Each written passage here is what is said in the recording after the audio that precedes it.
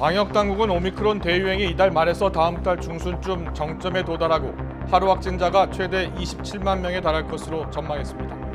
마스크 해제는 최후 검토 사안이라며 시기를 예단키 어렵다고 선을 그었습니다.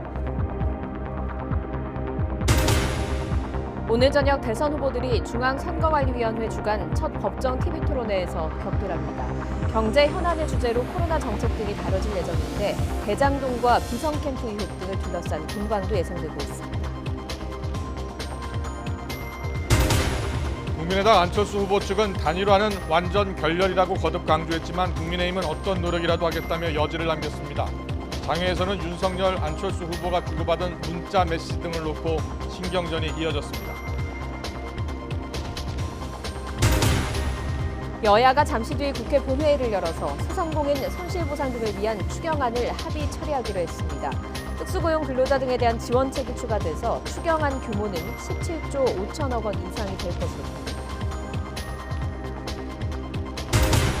러시아가 벨라루스와의 연합훈련을 연장하자 미국은 우크라이나 침공이 현실화하기 직전 상태라고 경고했습니다.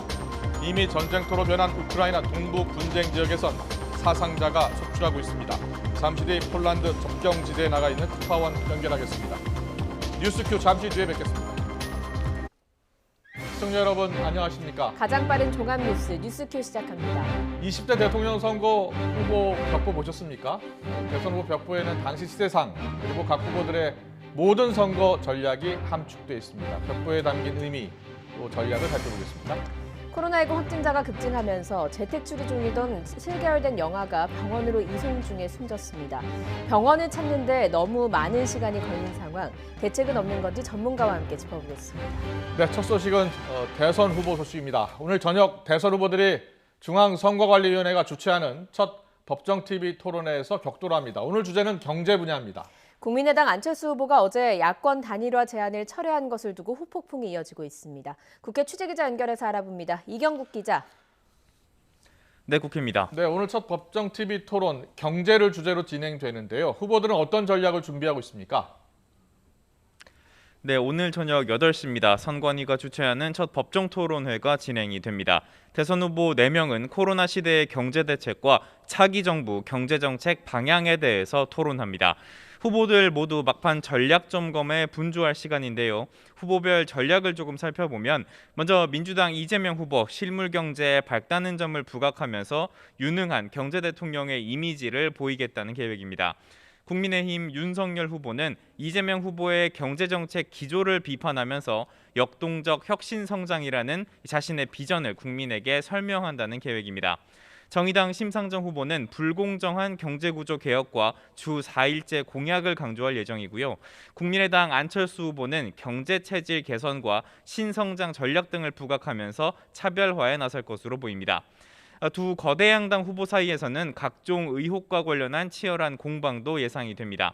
민주당은 이재명 후보가 이번 토론에 공세적으로 임할 가능성이 있다고 설명했는데요. 윤석열 후보의 부인 김건희 씨의 주가 조작 의혹 등에 대한 공세가 예상이 되고 대장동 의혹의 핵심 당사자 김만배 씨가 윤석열 후보를 언급한 녹취를 언급하면서 대장동 의혹 역공에 나설 가능성도 있습니다. 윤석열 후보는 대장동 의혹에 대한 지적을 이어가는 동시에 이재명 후보의 부인 김혜경 씨의 법인카드 유용 의혹 그리고 옆집 비선 캠프 의혹에 대한 공세도 준비해둔 상태입니다. 네, 야권 단일화 관련 소식도 살펴보겠습니다. 안철수 후보의 단일화 제안 철회와 관련해서 파장이 계속되고 있다고요. 네, 그렇습니다. 국민의당 권은희 원내대표 라디오 방송에 나와서 단일화는 완전히 결렬됐다고 강조했습니다.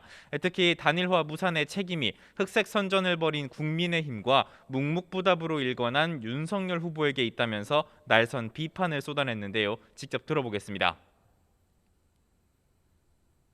단일화 꼬리표를 붙여서 국민들께 정책과 공약으로 직접 만나는 것을 차단하는 그런 선거 방해용의 전략으로 네거티브 전략으로 사용하겠다라는 그런 인식으로. 네, 이와 함께 국민의당 선거대책위원회도 오늘 회의를 열고 안철수 후보 완주와 당선을 위해서 최선을 다하겠다고 밝혔습니다. 국민의힘은 당혹감을 보이고 있는데요. 다만 단일화의 끈은 놓지 않는 모습입니다. 권영세 선대본부장은 오늘 기자들과 만나서 아쉬움을 드러내며 향후에도 노력하겠다는 입장을 밝혔는데요. 이어서 들어보겠습니다.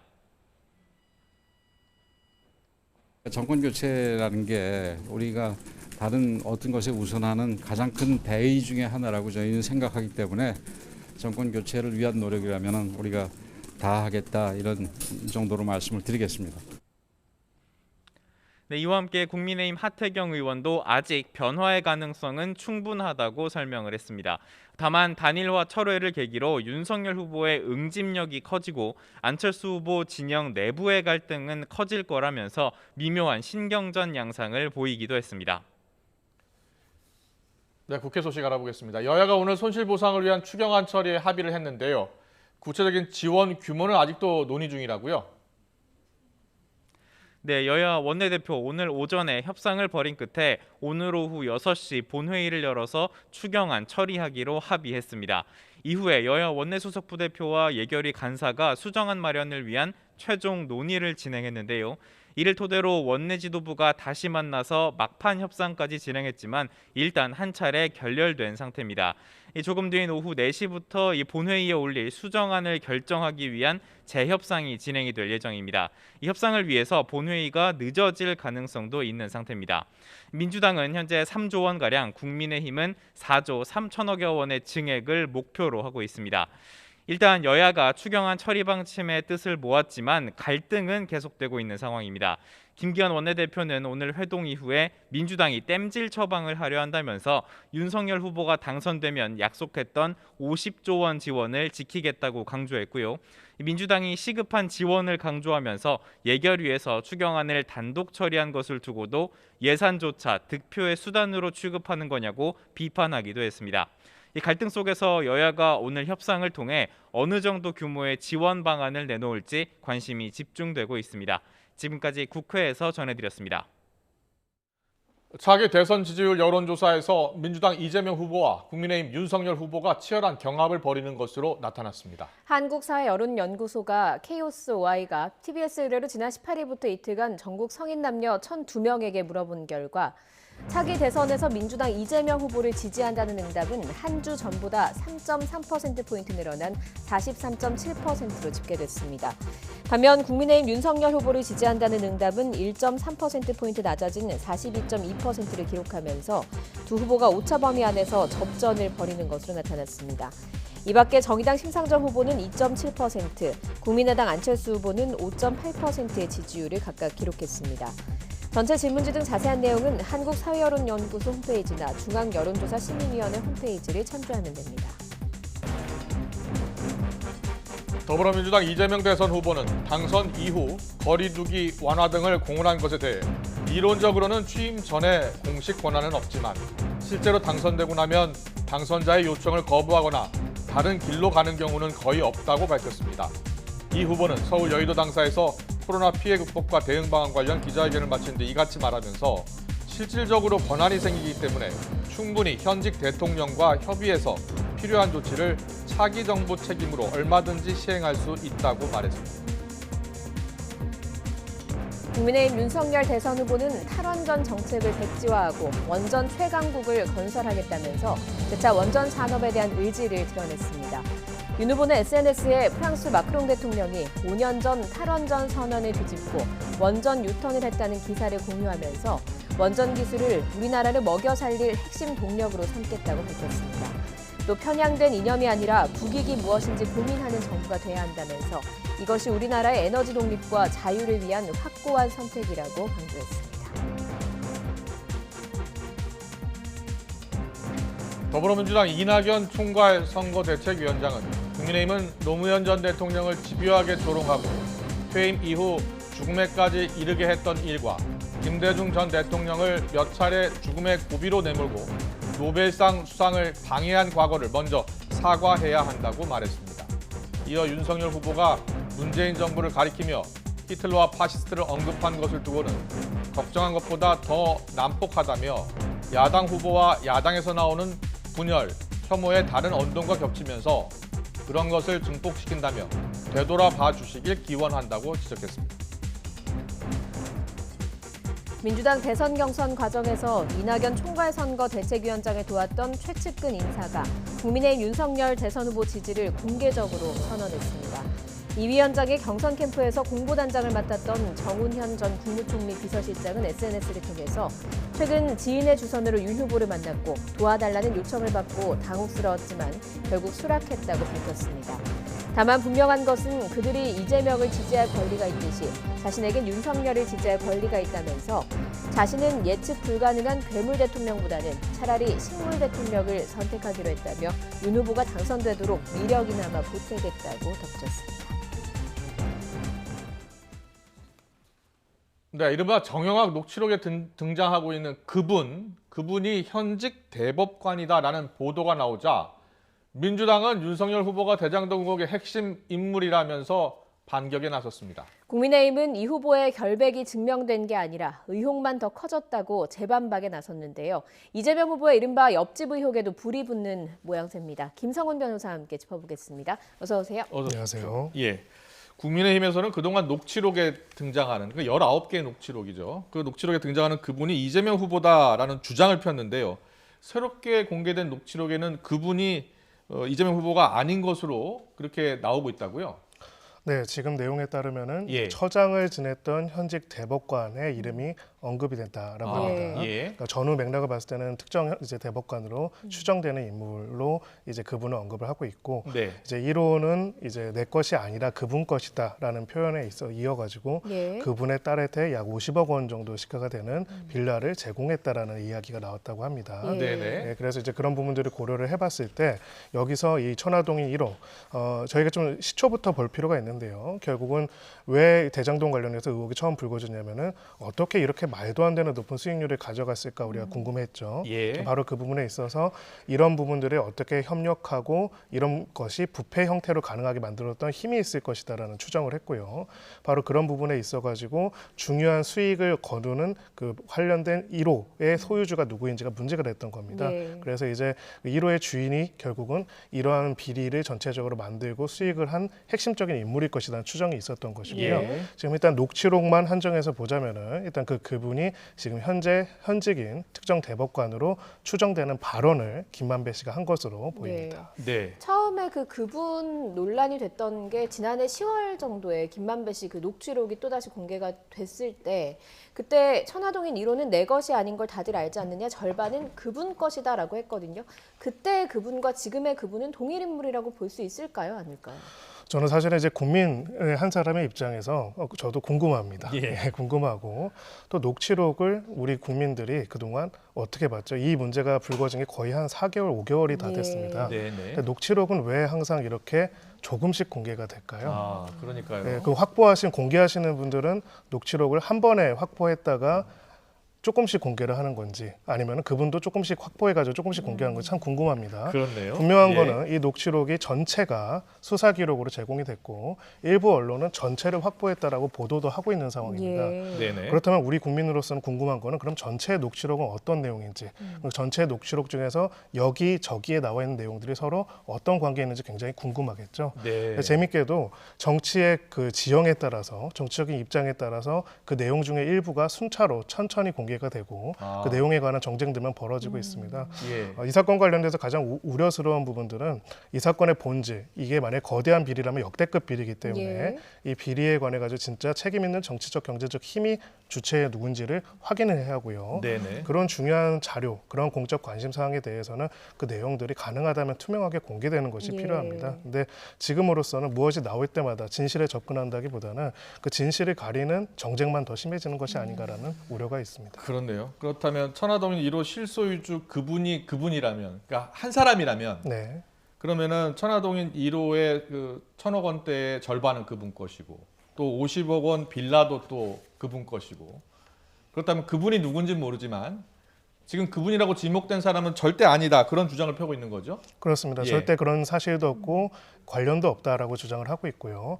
자, 우리가 다시 처음으로 돌아가 보면은 그러면 이 녹취록을 검찰이 초기부터 입수를 했습니다. 네. 그리고 이 내용 그분이 아닌 것 같다. 정치인이 예. 아닌 누군 것 같다라는 이야기를 서울중앙지검장이 국회에서 발언을 했습니다. 예. 그랬죠. 그렇다면은 그 당시에도 누군지를 알았다는 것이죠. 그분은 그분이 아닌 것 같다 그랬죠. 그렇죠. 예. 그런데 그분이 아니고 다른 누구인 것 같은 거를 중앙지검장이 확인을 했습니다. 예. 근데 지금 4개월 동안 어떤 수사가 벌어졌는지 우리가 확인해 볼 필요가 있겠죠. 네. 그러면 이름이 지목된 그분에 대해서 왜 검찰이 아무런 조사를 안 하고 있었는지, 예.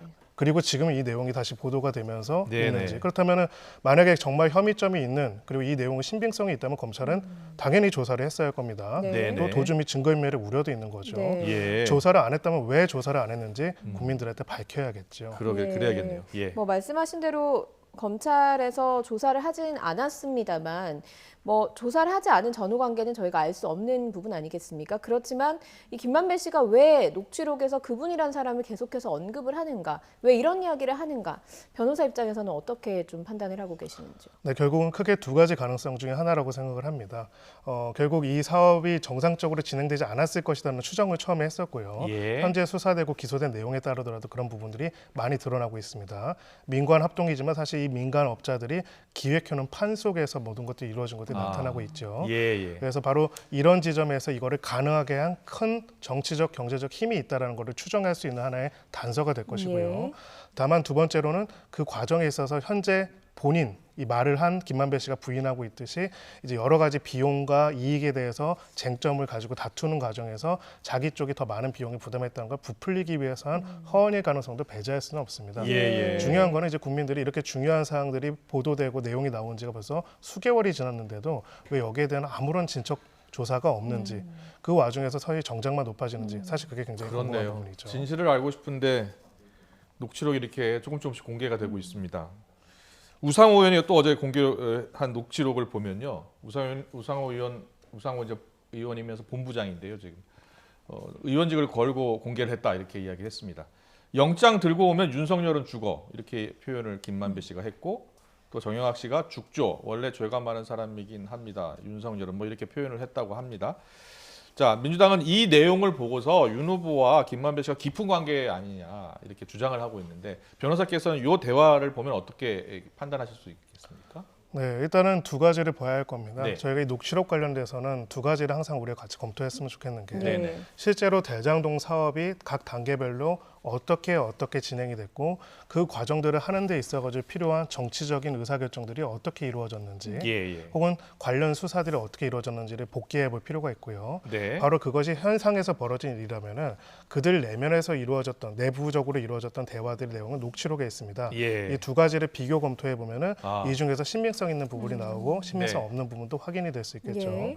그런 의미에서 이러한 대화 내용들을 주목해 볼 필요는 있지만, 네. 한 가지 더 확인을 해보기 위해서는, 특히나 국민들이 판단하는 데 도움이 되기 위해서는, 그렇다면 당시에 화천대유라는 민간 사업자들이 이 컨소시엄이 같이 컨소시엄을 이루어가지고 사업자로 선정이 되고 주주 간 협약의 내용을 하고 막대한 이익을 거두는 데 있어가지고 여기 말하는 윤석열 후보, 윤석열 네. 총장이 어떤 관여를 했고 어떤 역할을 할 수 있었는지에 대한 예. 구체적인 논증도 같이 나와야 할 것입니다. 예. 마찬가지로 이 녹취록도 초기부터 검찰에 입수가 됐겠죠. 네네. 그럼 우리 또한 이것도 궁금할 수밖에 없습니다. 그러면은 이 녹취록에 나온 내용 말고도 뭐 50억 클럽부터 수많은 내용들이 나와 있는데 그렇죠. 예. 왜 그런 부분들에 대해서 제대로 된 수사가 현재까지도 이루어지지 않은 상태에서 국민들한테는 진실 공방처럼 보이는 번증만 벌어지고 있는가? 네. 이것 또한 확인해 볼 필요가 있을 겁니다. 이 녹취록이 알겠습니다. 계속해서 어떻게 보면 의혹에 의혹을 낳고 이게 정확하게 밝혀지지 않고 이런 식으로 가고 있는 상황이라고 보시는 거군요. 네, 그렇습니다. 결국은 제가 처음에 가장 우려했던 거는 이 사건이 형사적 사건이 아니라 정쟁으로 가버리는 겁니다. 이 사건으로 진정하게 수익을 거두고 이 사건을 의도한 사람들이 가장 원하는 거는 예. 정쟁의 그늘 뒤로 숨는 것이거든요. 그렇군요. 네, 그런 과정 예. 속에서 진짜 범인, 진짜 문제점은 은폐되고요. 네. 정치 진영 간의 분쟁 속에서 오히려 진실은 은폐될 수 있습니다. 예. 어찌 보면은 카르텔이 있을 수도 있죠. 예. 그래서 저는 이제 녹취록에 나와 있는 모든 내용들을 엄정하게 수사해야 한다는 원칙적인 입장에 동의를 합니다. 예. 그것이 누구이든 간에 수사가 되어야 하는데요. 네. 마찬가지로 그럼 현재 수사팀으로서는 왜 이렇게 이런 내용들이 나와 있는데 왜 수사가 안 이루어졌고 안 이루어졌다면 혹은 했다면은 왜 안 했는지 혹은 어떤 성과가 안 나왔는지에 대해서 어느 정도는 밝힐 필요가 있지 않을까 하는 생각이 듭니다. 예. 국민들한테 위임된 권력에 따라 수사권을 가지고 특수하게 수사본부를 꾸려가지고 했는데도 불구하고 왜 이것이 여전히 마치 의혹 폭로 수준으로만 논의가 되고 있는지는 굉장히 의구심이 드는 것이죠. 알겠습니다. 19개 녹취록 전문의 공개가 되면 좀 더 정확한 진실을 알 수 있을 것 같은데 아직 뭐 검찰도 공개하지 않고 있다고 하고 누군가는 공개를 하고 있고 그런 상황입니다. 알겠습니다. 다음 이재명 후보 옆집 의혹에 대해서 좀 여쭤보겠습니다. 옆집이 알고 보니 경기도 주택도시공사 합숙소라는 겁니다. 근데 경기도공사는 문제가 없다는 거예요. 직원들을 위한 복지 차원이라는 주장이고 국민의힘은 규정 평수를 넘겼다. 다른 의도가 있었던 거 아니냐라는 주장입니다. 변호사께서 보시기에 여기서 핵심 쟁점이 뭐라고 보세요? 네, 핵심적인 쟁점은 뭐 평수를 넘긴 거나 안 넘긴 거는 내부적인 규정 수준이기 때문에 네. 문제가 안 되는데 이제 의혹이 제기되고 있는 것처럼 경기도개발공사의 여러 예산들은 국민 세금으로부터 나오는 것이죠. 예. 그런 예산을 들여서 당시 이제 지사였던 이재명 후보의 어떠한 다른 목적의 그 용도로 사용되는 것이 아니냐. 즉 그 산하 기관의 예산을 들여가지고 당시 지사의 여러 가지 다른 개인적인 어떤 정치적인 준비라든지 예. 이런 것들에 사용된 것이 아니냐는 게 지금 일단 의혹의 핵심적인 내용입니다. 예. 이 부분도 여전히 이제 현실적으로 증명된 부분은 아직은 없습니다. 네. 조심스럽게 볼 필요는 있지만요. 예. 다만 이제 국민들 입장에서는 이 부분은 사실은 그 경기지사 바로 옆집, 예. 그러니까 뭐 네. 옆동도 아니고 바로 옆집에 예. 그 산하 기관에서 이제 직원 합숙소를 전세로 한 9억 원 정도 되는 거를 빌렸다라고 하면 조금 이례적이긴 합니다. 네. 공방을 보고 싶은 게 아니라요. 예. 경기도시개발공사 차원에서 합숙소에 그러면 누가 어떤 목적으로 근무를 했고 왜 거기서 근무를 했고 그 사정에 대해 가지고 당시 이재명 후보는 전혀 몰랐는지 알았는지 옆집에 누가 살고 어떤 사람들이 있고 있었는지 이런 국민들의 그냥 기본적인 상식적인 궁금증에 대해 가지고 네. 해명하고 해소하는 것이 맞다는 생각이 들고요. 예. 이것이 수사로 가기보다는 이제 각 당사자들이 객관적인 내용들을 밝히고 거기에 따른 국민들의 평가를 받되 만약이라도 일단 일부 불법적인 부적절한 예산 사용이라고 볼 수 있는 부분이 있다라고 한다면은 거기에 대해서는 법적인 조사 절차를 거쳐야 하지 않을까 싶습니다. 요즘은 그 아파트마다 보안 시스템이 잘 되어 있어서 사실 누가 출입했고 누가 어떻게 사용했는지를 보려면 그 출입 기록 같은 것들이라고 해야 될까요? 그런 것들을 보면 좀 쉽게 밝혀질 수 있는 부분 아닙니까? 네, 당연히 확인이 가능할 것입니다. 그리고 마찬가지로 이제 굉장히 우연히 거기를 지사 옆집인지 모르고 들어갔다라고 말씀을 하고 계시지 네. 않습니까? 그렇다면은 왜 그러면은 그 전과 후의 합숙소에 대해서는 어떤 기준으로 했는지 그리고 당시에 근무하는 인원들은 누구였는지 네. 그 근무하는 인원들의 원래 본가는 어디였는지 어떤 업무를 어디서 담당했는지 그렇네요. 네. 예. 그냥 뭐 되게 어려운 일이 아닙니다. 네. 그냥 국민들한테 이 내용들을 밝히고 예. 거기에 대해서 판단을 받고 그리고 만약에 그 부분에 있어서 의혹이 해소되지 않는 부분들은 더 확인을 해볼 필요가 있을 텐데요. 네. 이런 내용들에 대한 내용이 없는 상태에서 이제 정쟁으로 가는 것도 또한 국민들 입장에서 안타까운 일입니다. 다만 분명한 거는 이거는 공적인 행동으로서 공사가 한 일이기 때문에 예. 공사로서는 공적인 입장에서 이 부분에 대한 입장을 분명히 밝힐 필요는 있습니다. 예. 알겠습니다. 이 법인카드 유용 의혹에 이어서 초밥 10인분의 의문이 이제 풀렸다라는 게 야당 국민의힘 주장인데 김은혜 의원 주장은 이겁니다. 배달이 화요일 금요일에 집중됐다라면서 옆집이 이 후보 선거를 위한 합숙소 아니었냐 이런 주장을 펴고 있습니다. 이런 주장을 변호사 입장에서 어떻게 보세요? 뭐 이제 날짜와 시간을 토대로 해서 변론해서 주장하는 경우들이 있습니다. 바로 예. 그런 부분들이 강한 간접 사실들이 있다라고 이야기를 하는 거겠죠. 우리가 궁금한 거는 사실 후보 본인의 또 입장도 저는 궁금하다고 생각을 합니다. 네, 이제 또 가족분들이나 어떻게 보면 옆집에 어느 기간 동안 이제 그 기간이 있었는지 모르겠지만 어느 기간 동안 옆집에 누가 살고 만약에 합숙소라면은 여러 명의 뭐 예를 들어서 남성분들이 동성인 분들이 아마 여러 명이겠죠. 예. 네 분이 계속 왔다 갔다 한 게 좀 이례적일 수도 있을 겁니다. 다 성인만요. 예. 네. 그런 부분들에 대해서 어떻게 인지하고 있었는지를 밝히는 것부터 하고요. 예. 그 해명이 이제 맞득지 않은 부분들에 대해 가지고는 결국은 수사를 통해서 밝힐 수밖에 없겠죠. 예. 네. 어떻습니까? 대선 전에 밝혀질 수 있겠습니까? 네, 지금 저희가 아까 말씀드렸죠. 19건의 녹취록이 수개월 전에 이미 검찰에 제출이 네. 됐는데 지금 의혹 제기는 계속되고 지금 각각 의혹을 제기하는 사람들 입장에 따르면 엄청난 일인데 아직까지도 수사가 제대로 이루어지지 않았다고 보입니다. 네. 그럼에도 불구하고 지금 이제 막 의혹이 제기된 게 과연 대선 전에 이루어질지 회의가 많이 들고요. 예. 저는 이제 대선 후든 이후든 전이든 누가 되든 간에 예. 이 문제들을 확실하게 해소하고 확인하는 것들이 국민에 대한 최소한의 A라는 것들을 좀 염두에 두셨으면 하는 바람이 있습니다. 네, 알겠습니다. 대선 전에는 뭐 사실상 어렵다고 대부분 그렇게 예상을 하더라고요. 대선 후에라도 정확하게 사실관계 규명, 진실이 규명돼야 될 것 같습니다. 지금까지 김성훈 변호사와 함께 자세히 짚어봤습니다. 잘 들었습니다. 맞습니다. 감사합니다.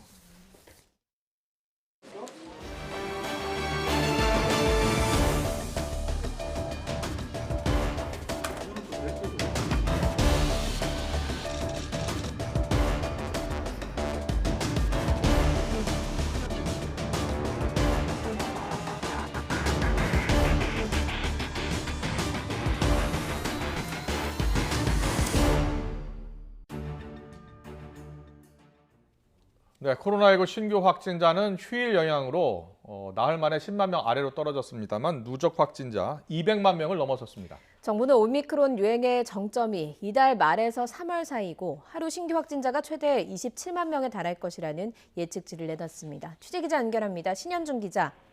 네, 신현준입니다. 네, 신규 확진자가 계속 10만 명대 나오다 9만 명대로 떨어졌는데 이게 주말 효과가 좀 반영된 거라고요? 네, 오늘 0시 기준 코로나19 신규 환자는 95,362명입니다.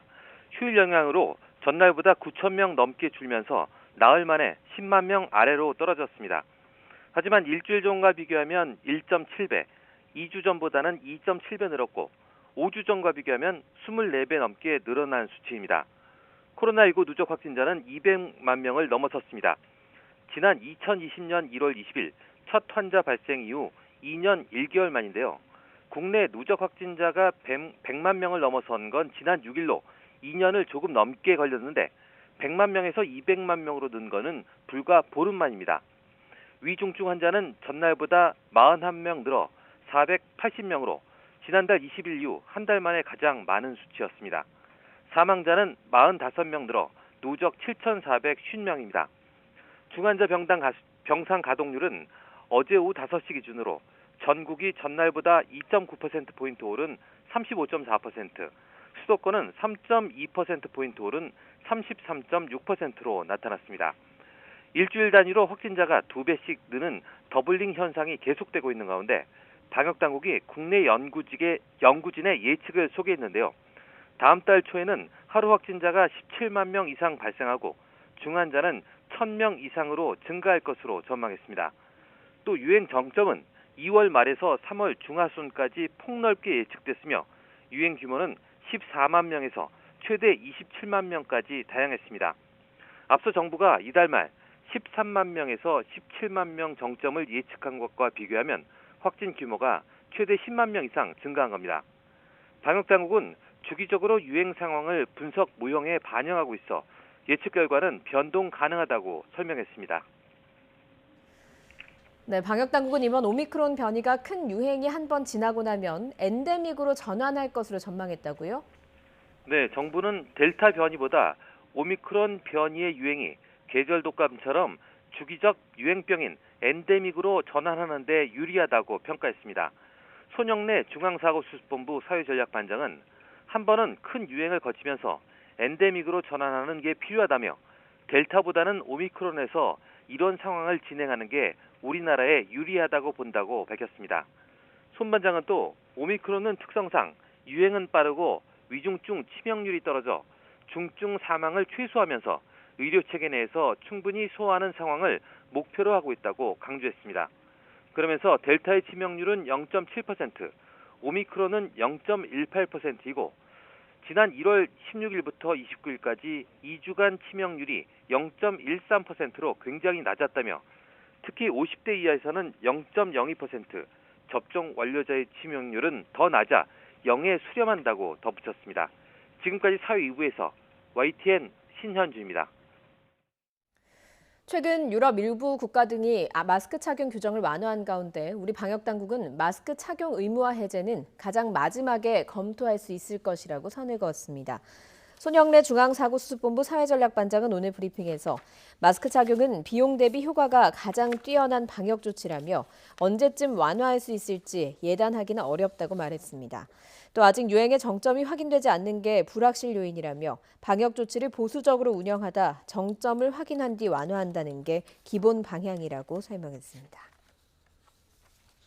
네, 코로나19 재택치료 환자가 일주일 사이에 2배 넘게 늘었습니다. 밀려드는 재택치료 상담 전화에 서울 지역 의료상담센터 상담 건수만 2만 건에 육박하고 있습니다. 현장에 나가는 취재기자 연결합니다. 김혜린 기자. 네, 서울 양천구 서남병원에 나와 있습니다. 그곳 병원에서 24시간 의료상담센터가 운영 중인데요. 현장 분위기는 좀 어떻습니까? 네, 이곳 병원은 폐쇄된 식당을 고쳐 의료상담센터로 운영하고 있습니다. 취재진이 하루 종일 상담센터를 취재했는데 이른 아침에도 점심시간에도 재택치료 상담 문의가 끊이질 않았습니다. 환자들은 주로 본인의 증상을 설명하면서 약을 처방받을 수 있는지, 응급 상황에는 어떻게 대처해야 하는지를 물어왔는데요. 의료진의 이야기 직접 들어보시겠습니다.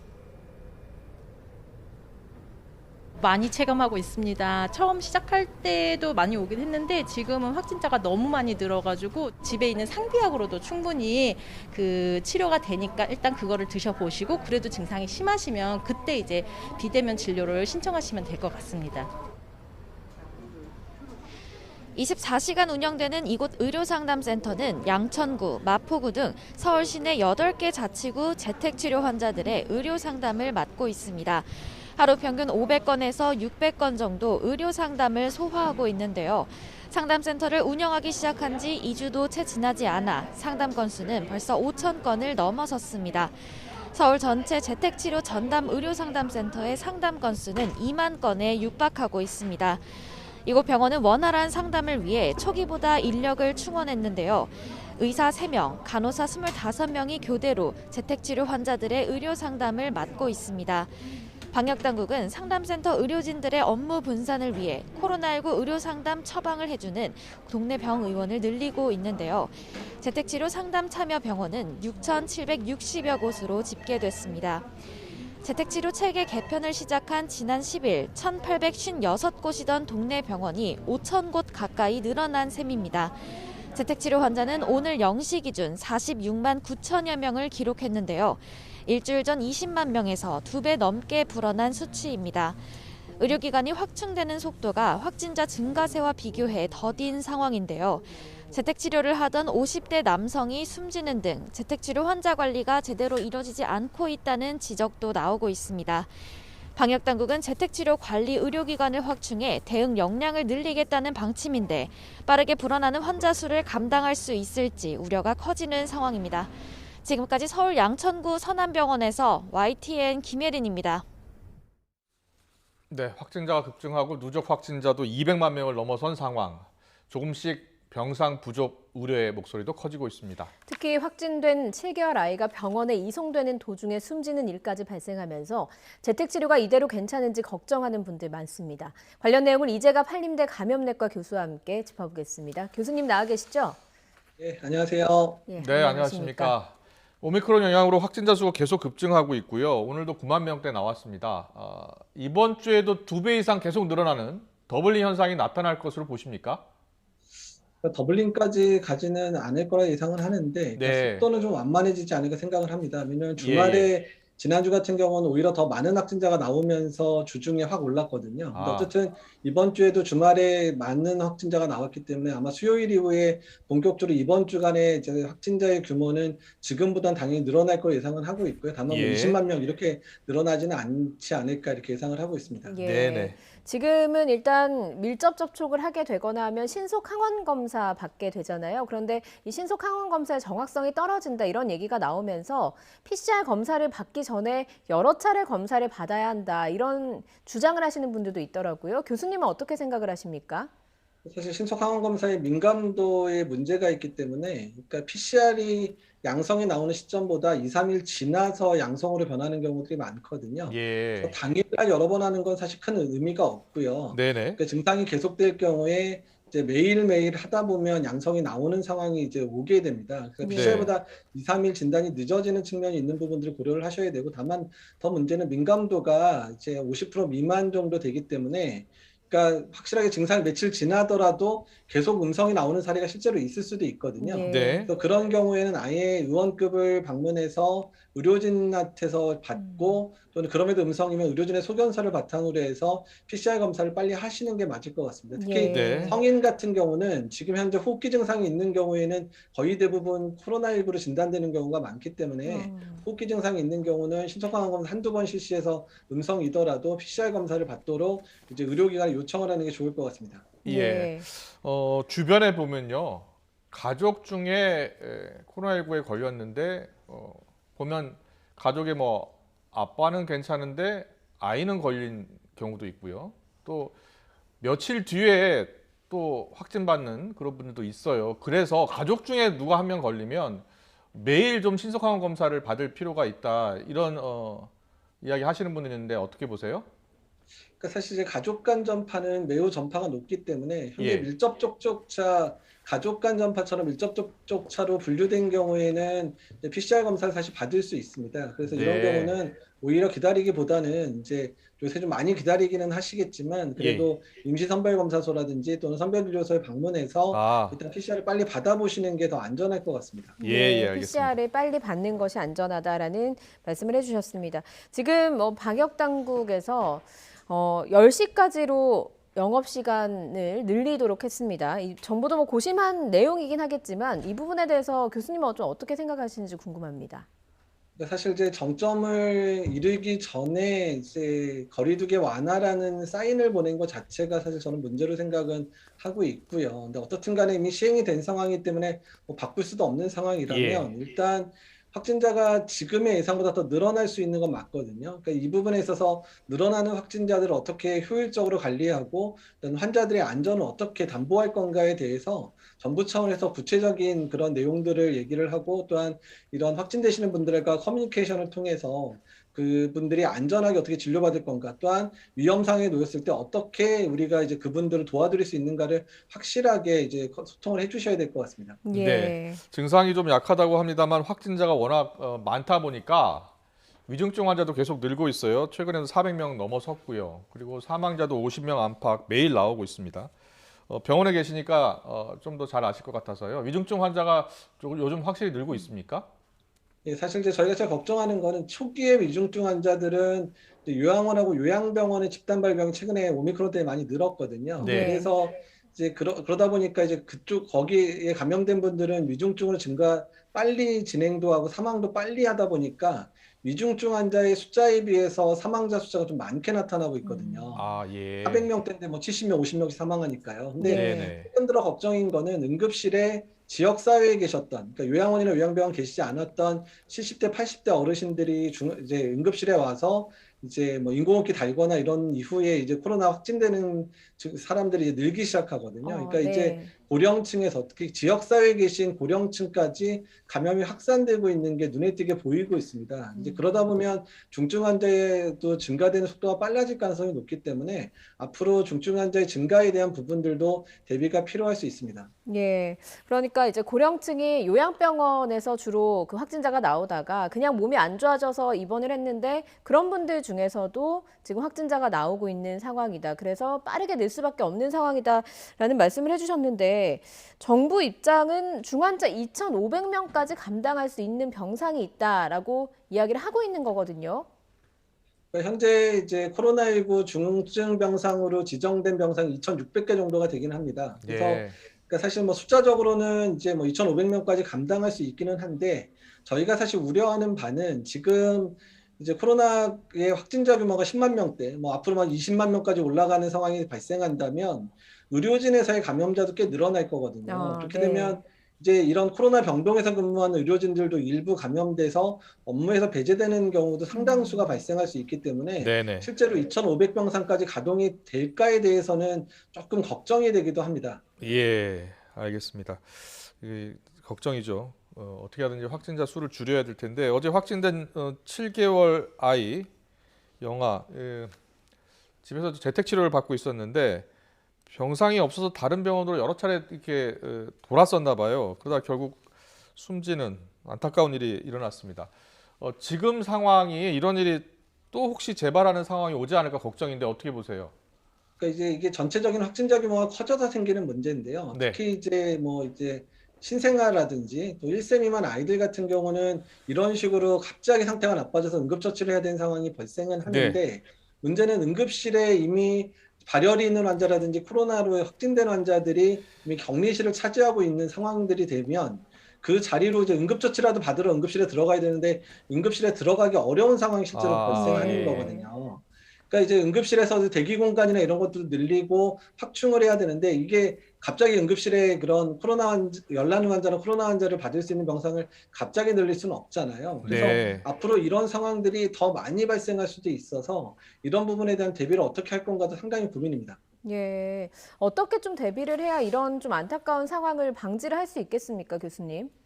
일단 이제 그 일반 관리군에 대해서 평상시에 의료기관에서의 비대면 진료들을 확충을 해서 일단 이런 위험 상황이 있는지 없는지에 대해서 빨리 확인을 하고 빨리 입원 배정이나 이런 부분을 받아야 되는 시스템들 잘 운영이 돼야 되고요.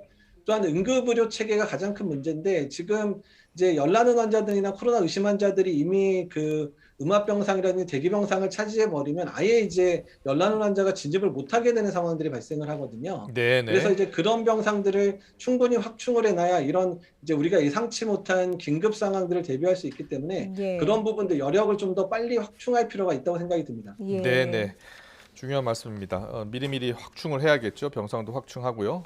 그런데 확진자 수와 함께 재택치료 환자도 지금 계속 늘고 있습니다. 45만 명을 넘어섰는데 자, 재택치료 어떻게 받는 게 좋을지, 재택치료 어떻게 하는 게 좋을지 좀 여쭤볼게요. 재택치료 중에 어떤 증상이 나타나면 일단 위험하다, 위험 신호다라고 볼 수 있나요?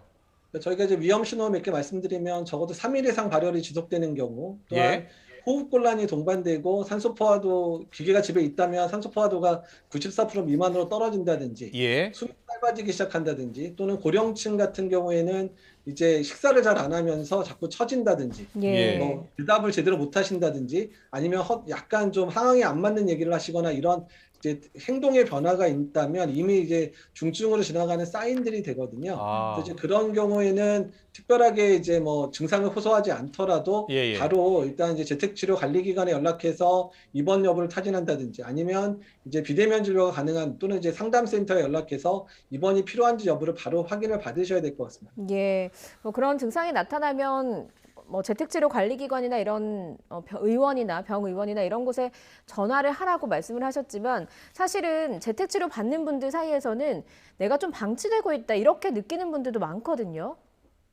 일단 이제 현재 고위험군에 해당되는 분들은 집중관리군에 이제 배정이 되다 보니까 의료기관들이 하루에 2번씩 연락을 하니까 그래도 좀 의사소통할 통로가 되기는 하는데 일반 관리군 같은 경우는 전혀 지금 보건소나 이제 의료기관이 먼저 연락을 해서 관리를 해주지는 않고 있거든요. 근데 이제 어쨌든 이제 확진자가 늘어나면 늘어날수록 본인의 건강은 본인이 챙길 수밖에 없게 됩니다. 그래서 사전에 뭐 체온계라든지 해열제라든지 이런 상비약들은 먼저 준비를 해놓으시는 게 좋겠고 고령층이 있는 경우에는 산소포화도 측정기도 마련을 해놓는 게 좋을 것 같고요. 또한 자기가 문제가 됐을 때 도움을 받을 수 있는 사람 반드시 지정을 해야 되고요. 또한 또 중요한 거는 내가 혹시라도 연락이 안 될 때 본인의 건강 상태를 이제 한두 번씩 전화해서 확인해주는 이제 친지분이나 이제 가족분들을 꼭 지정을 해서 연락을 받도록 해서 중간에 연락이 끊기면 바로 좀 찾아온다든지 이런 부분들을 챙기셔야 될 필요가 있고요. 또한 반드시 이제 본인이 연락해야 되는 의료기관이 어떤데 이제 도움을 받을 수 있는 전화번호가 뭔지는 이제 바로 이제 기록을 해놔서 언제든 전화할 수 있게 이제 대비를 해놓으셔야 됩니다. 네, 알겠습니다. 오늘 아주 좋은 말씀 많이 해주셨는데 열이 사흘 연속 난다거나 그리고 호흡곤란 느낀다거나 그리고 기력이 많이 쇠해졌다고 생각하시는 분들 일단 재택치료 받는 분들은 바로 전문기관에 의뢰를 해서 치료를 받으셔야 될 것 같습니다. 마지막으로요. 오미크론 변이가 이제 독감과 비슷한 정도고 또 팬데믹이 그래서 곧 끝날 것이다. 정부도 곧 엔데믹이 올 것이다라고 이야기했는데 교수님은 어떻게 보세요? 그러니까 이제 이 부분은 잘 고민해야 되는데, 그러니까 백신 접종을 하신 분들한테가 이제 독감 수준 정도 된 겁니다. 예. 근데 백신을 아직 접종 안 했거나 한 번도 걸려본 적이 없는 분들한테는, 특히 고령층에서는 독감보다 2배에서 5배 정도의 위험이 있는 건 아직도 상존하거든요. 그래서 아직까지 예방접종 안 하신 분들은 예방접종 아직도 지금이라도 서둘러서 맞으셔야 되는 상황이고, 또한 증상이 심해지면 중증으로도 갈 수 있기 때문에 반드시 본인의 몸 상태 확인해서 상태가 나빠지면 일단은 바로 병원의 도움을 받으셔야 되는 거고요. 사실 독감 수준이 되더라도 1년에 독감 때문에 사망하는 분이 2,000명에 3,000명이 이르거든요. 그러니까 접종자한테 독감 수준이 된 거기 때문에 상당히 접종자도 위험한 상황이 될 수도 있기 때문에 본인의 건강 반드시 챙기시고 이상 소견이 있으면 바로 의료기관의 도움 받으셔야 된다는 거 꼭 기억해 주셨으면 좋겠습니다. 네, 알겠습니다. 네, 코로나19 상황 그리고 특히 재택치료 어떻게 하는 게 좋을지 전문가로부터 들어봤습니다. 이재갑 한림대 감염내과 교수였습니다. 오늘 말씀 잘 들었습니다. 감사합니다. 네, 감사합니다.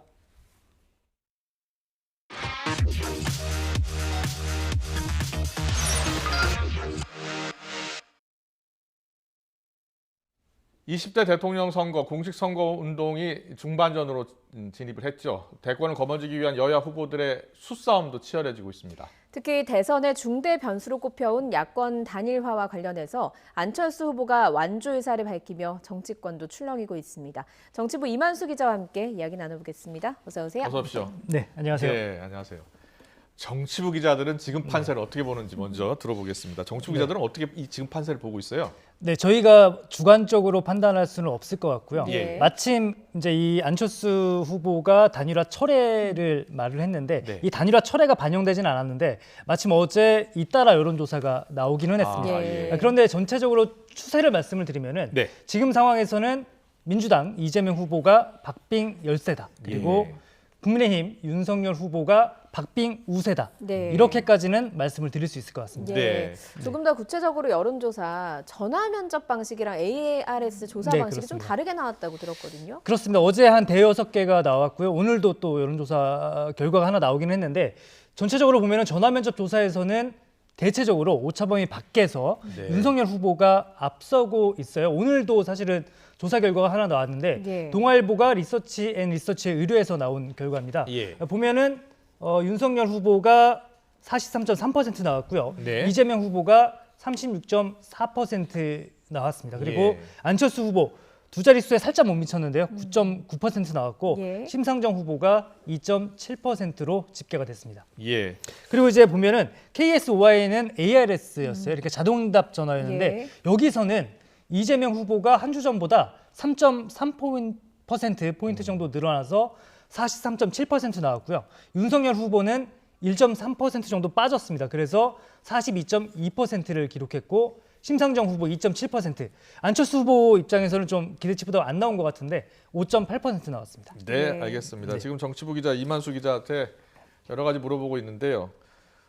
지금 중반전에 이제 확실히 선거전 중반전에 돌입을 했고 변수와 전략 지금 살펴보고 있습니다.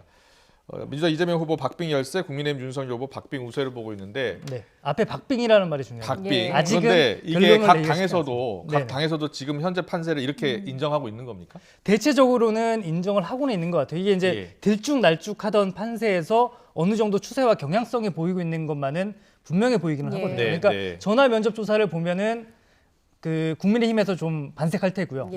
그렇지 않다. ARS 오늘 나온 거 봐라.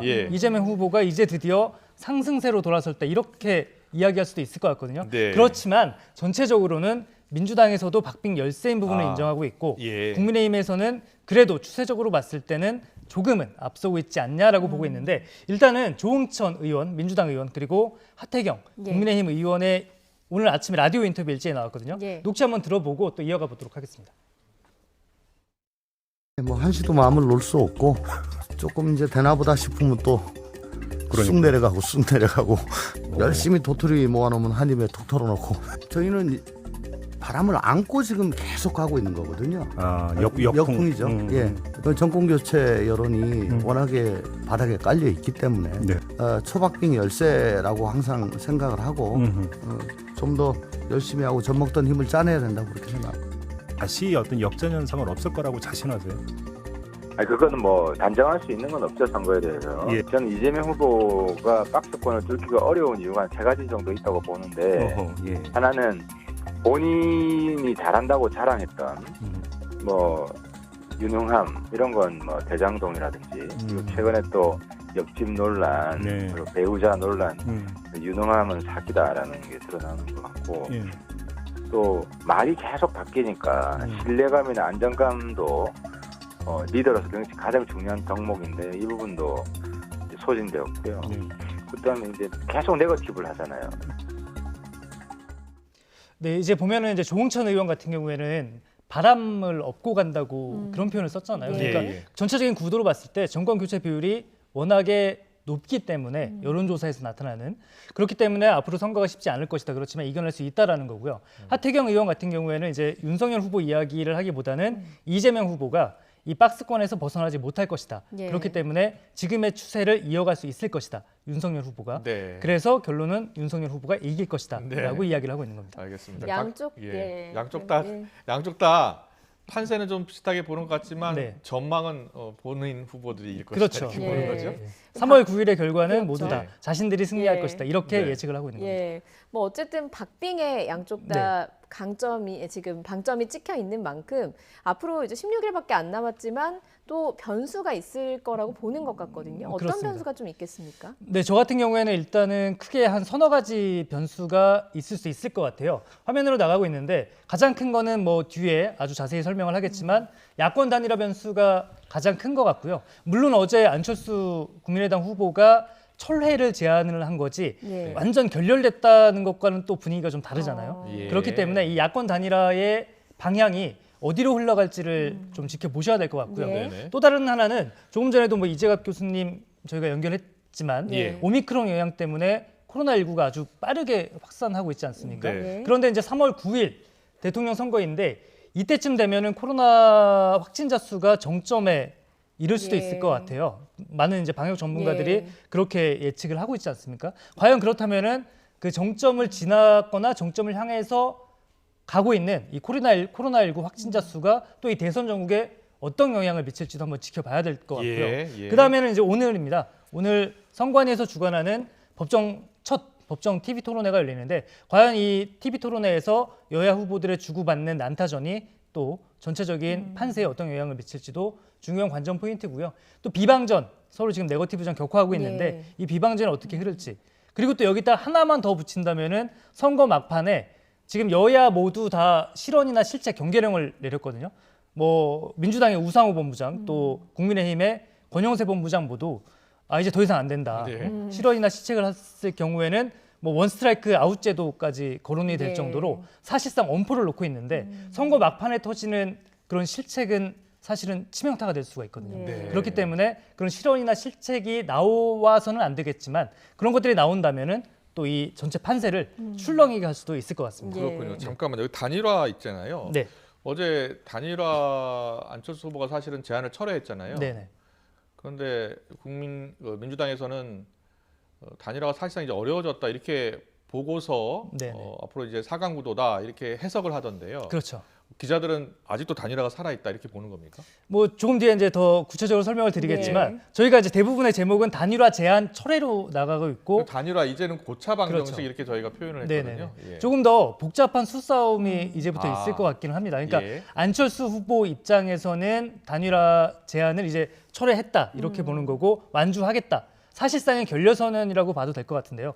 국민의힘 입장에서는 그래도 더 중요한 것은 정권 교체 아니겠느냐. 계속해서 협상의 불씨를 살려나가 보겠다. 이렇게 이야기하고 있는 거고 민주당에서는 물론 결렬되거나 이제 그 제대로 되지 않기를 내심 바라고 있는 것도 사실인 것 같습니다. 뭐 단일화 말 그대로 끝날 때까지 끝난 게 아니다. 이런 야구 명언으로 들 수 있을 것 같은데 저희가 영상으로 단일화 제안부터 철회까지의 과정을 정리해봤습니다. 보고 질문 이어가겠습니다. 야권 후보 단일화를 제안합니다. 압도적 승리를 이끌어낼 수 있습니다. 저는 이제부터 저의 길을 가겠습니다. 국민들께 진심으로 사과드리고 양해의 말씀 드립니다.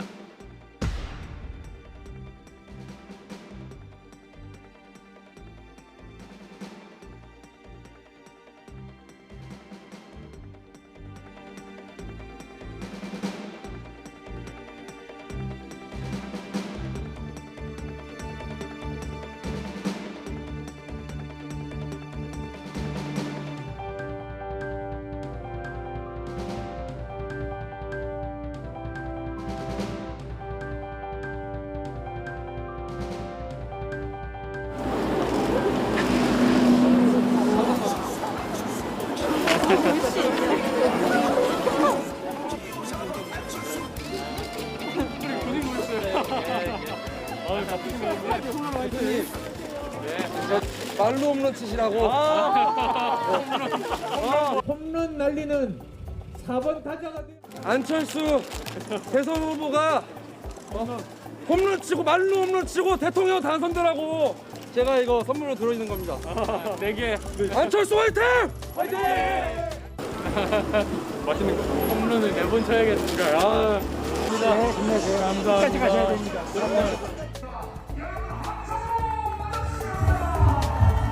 저는 기적을 믿습니다.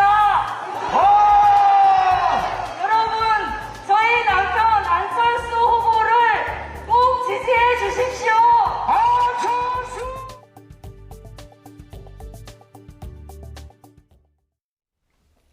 네, 안철수 후보. 오늘 페이스북에 안중근 기념관이 방문했던 사진을 이렇게 올렸나 봐요. 그렇습니다. 예. 그 오늘 페이스북에 그 안중근 기념관 예, 서울 예. 남산에 있다고 하거든요. 네, 네. 거기 다녀온 사진과 함께 또 나름대로 의미 있는 글을 하나 올렸습니다. 아. 처음부터 다시 시작하는 마음으로 대선 일정을 다시 시작하겠다. 그러면서 이제 다시 거리에서 시장에서 삶의 현장에서 만나 뵙겠다. 이렇게 글을 올렸는데요. 예. 어제 기자회견의 연장선에서 그러니까 그 대선 완주 의지를 거듭 밝힌 것으로 해석이 되고 있습니다. 예, 어제 안철수 후보가 기자회견 하기 네. 전에 윤석열 후보와 통화를 했다는 사실이 좀 그렇습니다. 알려지기도 했잖아요. 네네네. 그래서 국민의힘에서는 좀 황당하다. 네. 단일화 철회 자체가 제안 네. 자체가 뭐 이런 반응도 보이기도 했거든요. 그렇습니다. 어제 안철수 후보의 기자회견이 오후 1시 30분쯤에 있었거든요. 예, 예. 그런데 이제 그 기자회견 전까지 아주 긴박하게 오갔던 것은 맞는 것 같아요. 그러니까 오전 9시 반쯤에 지금 그래픽으로 나가고 있는데 윤석열 후보가 안철수 후보에게 먼저 전화를 했다고 합니다. 예. 그런데 못 받았답니다. 안철수 후보가. 아. 그래서 잠시 뒤에 안철수 후보가 다시 전화를 해서 윤석열 후보에게 전화를 했더니 윤석열 후보가 만나자 이렇게 이야기를 했고요. 예. 윤석열 후보가 그러니까 아니 내 제안에 먼저 이야기를 해라. 그 제안은 잘 알고 계시잖아요. 예. 그 여론조사 방식을 통한 단일화를 네. 제안했으니 그 자신의 제안에 먼저 얘기를 하자. 그러니까 먼저 그것에 대한 입장을 밝혀라라고 했더니 윤석열 후보가 아니 그래도 만나자 이렇게 이야기를 했다고 하고요. 예. 그렇고 하고 났더니 이제 나중에 윤석열 후보가 그러면은 실무자부터 정하자. 그러면 이제 안철수 후보가 먼저 이제 실무자부터 정해서 논의를 해보자라고 했더니 그러면 윤석열 후보가 실무자를 정하자 이렇게 이야기를 했더니 안철수 후보가 그럼 이제 좀 생각을 해보겠다 예. 이렇게 이야기를 하고서 그 통화는 마무리가 됐다고 해요. 이게 통화가 전체적으로 길었던 것 같지는 않고요. 예. 그러고 나서 안철수 후보가 윤석열 후보에게 완주 의사를 담은 문자 메시지를 또 보냈다고 합니다. 그랬군요. 예. 그렇습니다. 근데 이 문자 메시지를 저희 취재진이 좀 확인을 해봤더니 어떤 내용이냐면은 지금 이제 그래픽으로 나가고 있는데요. 윤석열 후보님 오랜 기다림이 있었습니다. 일주일 정도가 되겠죠. 그러니까 바로 지난주 일요일에 안철수 후보가 단일화 제안을 했기 때문에 오랜 기다림이 있었습니다. 그러면서 실무자 간 대화는 무의미하다는 결론을 내렸다. 그러니까 이제 조금 전에 제가 설명드렸다시피 윤석열 후보와 안철수 후보 사이에 실무자를 정하자는 이야기가 오갔는데 거기에 대해서 안철수 후보가 생각을 해보니 실무자 간 대화는 무의미하다는 결론을 내렸다라고 문자 메시지를 보냈고요. 그리고 잠시 후 기자회견에서 자신의 길을 굳건히 가겠다는 말씀을 드리겠다라고 윤석열 후보에게 문자 메시지를 보냈다고 합니다. 그리고 안철수 후보 직후죠. 1시 반쯤에 이 내용이 담긴 저 자신의 길을 굳건히 가겠다라는 내용의 기자회견을 발표하고 기자회견을 열었고 그 단일화 제안을 철회하게 됐습니다. 네. 그런데 윤석열 후보가 이 문자 메시지를 바로 확인해 보지는 못했다고는 합니다. 지금 이제 저희 야당 취재 기자들 이야기에 따르면은 그런데 윤석열 후보가 이 지금의 상황을 보면은 윤석열 후보가 설사 이 문자 메시지를 바로 확인했다고 해서 어제의 단일화 철회 제안까지의 과정에 어떤 변수가 생겼을 것 같지는 않습니다. 네. 지금 양쪽도 말이 좀 다르고요. 특히 국민의당 입장에서는 오늘 권은희 대표가 수용을 즉답을 계속 피하고 있는 것은 사골 곰탕처럼 우려먹겠다는 생각이다. 굉장히 불신하더라고요. 거기다가 이준석 대표와의 갈등도 한몫을 했다 이런 분석이 많더라고요. 그렇습니다. 어제 사실은 저희 취재 기자들은 저도 어제 근무였는데 오후쯤에는 저녁 시간대에는 윤석열 후보 일정이 없고 안철수 후보 일정이 비어 있었거든요. 그렇다면은 모종의 여백, 이 여백이 과연 어제 무엇으로 채워질까? 네. 혹여나 단일화 관련해서 어떤 전격적인 회동이 있지 않을까 싶었거든요. 네. 그런데 마침 어제 국민의힘 이준석 대표가 방송 출연이 있었어요. 제가 이제 녹화 방송인지는 확인을 하지 못했는데 어떤 이야기를 했냐면은 냉정하게 오늘부로 보면은 어제 기준입니다. 오늘부로 보면은 야권 단일화는 안 될 것 같다. 그리고 안철수 후보를 직접 겨냥을 해서 민주당 쪽에 계셨을 때도 맥락도 없이 포기하는 게 안철수의 방식이었는데 보수 쪽으로 온 뒤에도 때가 되면 단일화하자는데 보수 정치권에 무슨 억하심정 있으신 거 아니신가? 단일화 판을 이번 선거로 끝내야 한다. 이렇게까지 이야기를 한 거예요. 그러니까 안철수 후보 입장에서는 그간에도 이준석 대표와 티격태격, 옥신각신, 사실은 옥신각신 이상의 그 갈등이 있었는데 감정이 좀 쌓여 있는 것 같더라고요. 그렇죠. 저 발언도 어떻게 보면은 좀 영향을 미친 거 아닌가. 저희 기자들은 뭐 그렇게도 사실은 보고 있는 것도 사실이기는 합니다. 어제 그 안철수 후보 기자회견 보면서 상당히 그렇죠. 세게 이야기한다. 좀 날이 서 있다. 저런 모습이 좀 흔치 않다라는 느낌이 들기도 했거든요.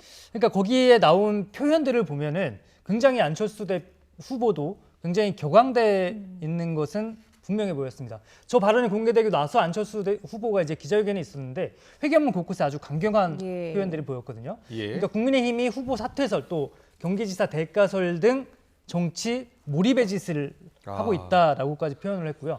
또 단일화 성사되지 못한 책임은 전적으로 제1야당과 윤석열 후보에게 있을 것이다라고까지 직격했습니다. 그러니까 직접적으로 비판을 했고요. 그리고 이제 오늘도 마찬가지인데 오늘도 이제 계속 여진이 이어지고 있는데 조금 전에 이제 김영수 앵커 말씀대로 권은희 의원도 이제 뭐 국민의힘 겨냥해서 이제 단일화는 더 이상 없을 것이다라고 얘기했고 이태규 총괄선대본부장도 선거대책위원회 마치고 나서 국민의힘을 아주 강도 높게 비판을 했거든요. 그 녹취도 한번 들어보고 또 이어가 보도록 하겠습니다. 단일화를 방해하려고 하는 행동이고 단일화를 실질적으로 거부하는 어떤 행태지 그게 어떻게 단일화를 위한 그런 것이 되겠습니까? 그건 정말 후보의 진심을 완전히 무너뜨리는 그런 아주 정치 도의에 너무나 경우가 없는 그런 행동들을 해왔던 부분에 대해서 제1야당은 정말 반성해야 됩니다. 그리고 정치를 그렇게 하면 안 되죠. 굉장히 나쁜 정치 아닙니까? 그런 행태는? 왜 이쪽 후보께서 진심을 담아서 여러 가지 또 철수하냐 이런 비판을 감수하고도 제안을 했으면 거기에 대해서 왜 진정성 있게 왜 답변을 안 하냐 이거죠. 네, 지금 이태규 총괄선대본부장 이야기를 들어보면 굉장히 목소리가 좀 교강돼 있기도 하잖아요. 그렇기 때문에 이제 뭐 그 국민의힘과 윤석열 후보 측에서 진정성 있게 그동안에 접근을 하지 않았다라는 게 국민의당 그리고 안철수 후보의 입장이기도 합니다. 지금 일단 국민의당 의원이나 또 총괄선대본부장 이야기 들어보면 단일화가 어려울 것 같거든요. 아무리 정치가 생물이지만 어떻게 될지 좀 더 지켜보겠습니다만 지금 상황은 상당히 안 좋은 것 같습니다. 국민의힘 전략은 그럼 어떻게 지금 짜고 있는 겁니까? 일단 국민의힘 같은 경우에는 조금 전에 들었던 뭐 이태규 본부장이라든지 이런 국민의당 쪽 관계자들의 발언에 하나하나 반박하고 있지는 않습니다. 그러니까 이제는 좀 냉각기를 조금은 갖자라는 건데 국민의힘 입장에서는 아직은 끝날 때까지 끝난 건 아니다라는 입장인 것은 분명해 보이기는 합니다. 왜 그러냐면은 이양수 선대위 대변인도 어제 안철수 후보 기자회견 뒤에 우리는 이제 사실은 이제 2월 28일이 이제 투표용지 인쇄잖아요. 투표용지 인쇄도 있고 이제 여러 가지 절차가 남아 있는데 3월 4일 정도까지는 그 마지노선으로 보고 있다. 3월 4일이 사전 투표입니다. 지금 그래픽 나가고 있는데 원래는 이제 뭐 단일화 마지노선으로 저도 이제 출연해서 몇 번 설명을 드렸지만 그 앞에 후보자 등록이라든지 뭐 설 연휴 직후가 될 것이다라든지 여러 가지 단계별로 말씀을 드렸는데 결과적으로는 다 틀린 게 돼버려서 저도 좀 머쓱하지만 일단은 국민의힘에서 보고 있는 단일화의 몇 가지 마지노선이 있기는 해요. 2월 28일 투표용지 인쇄 있고요. 그다음에 3월 4일에서 5일 사전 투표. 그리고 또 이제 국민의힘 쪽에서 나오는 얘기는 아니다. 뭐 3월 9일 본투표 전에만 단일화를 하면 된다라고 이야기를 하고 있습니다. 조금만 더 설명을 드리면은 28일 투표용지 인쇄 전에 단일화를 하면은 그 투표용지 안철수 후보 란이나 혹은 윤석열 후보 란에 사퇴라고 적히게 되고요. 그 이유가 되면은 선거 투표소마다 안내문이 붙는다고 합니다. 그렇기 때문에 또 이제 저런 이제 단일화 마지노선을 계속 연장해 가면서 그 끈을 놓지 않고 있는 거고요. 또 하나는 어떻게 보면 이제 국민의당을 압박하는 거일 수도 있는데 정권 교체가 가장 중요하지 않겠느냐. 네. 그렇게 계속해서 강조를 하고 있습니다. 권영세 선대본부장도 계속 이런 취지로 이야기를 하고 있는데요. 한번 들어보겠습니다. 안 후보께서 얘기하신 부분에 대해서 굉장히 아쉽다는 말씀을 드리고, 우리가 정권 교체를 위한 노력은 그게 무슨 노력이든지 계속해서 해나갈 것이다. 이걸로 대신하겠습니다. 단일화 가능성은 아직 그래도 좀 남아있다. 그러니까 뭐 그 부분에 대해서는 계속해서 제가 앵무새처럼 얘기를 드리겠는데, 그러니까 정권 교체라는 게 우리가 다른 어떤 것에 우선하는 가장 큰 대의 중에 하나라고 저희는 생각하기 때문에 정권 교체를 위한 노력이라면 우리가 다 하겠다, 이런 정도로 말씀을 드리겠습니다. 네, 그러니까 이제 지금 보면은 굉장히 양쪽이 예. 특히 이제 국민의당 안철수 후보와 국민의당 쪽의 감정이 좀 격해진 있는 것은 맞는데, 어떻게 보면은 이게 정치가 늘 이성과 논리대로 움직이지는 않거든요. 예. 그렇기 때문에 윤석열 후보가 만약에 직접 나서거나 이랬을 경우에 또 전격적인 단일화 관련된 움직임이 물론 있을 수도 있겠습니다. 그리고 국민의힘에서 지금 보신 것처럼 정권 교체라는 대의라는 표현을 썼는데 아무튼 이제 국민의 입장에서는 그렇겠죠. 정권 교체라는 대의를 위해서 결국에는 함께 할 수 있지 않을까라는 희망의 끈 놓지 않고 있는 거는 분명합니다. 다만 국민의힘 또 다른 핵심 관계자들 또 이야기를 들어보면은 이렇게까지 된 마당에 사실상 단일화는 쉽지 않을 것 같다라는 그런 내부 분위기도 있는 것은 분명합니다. 예. 네. 민주당 분위기는 어떻습니까?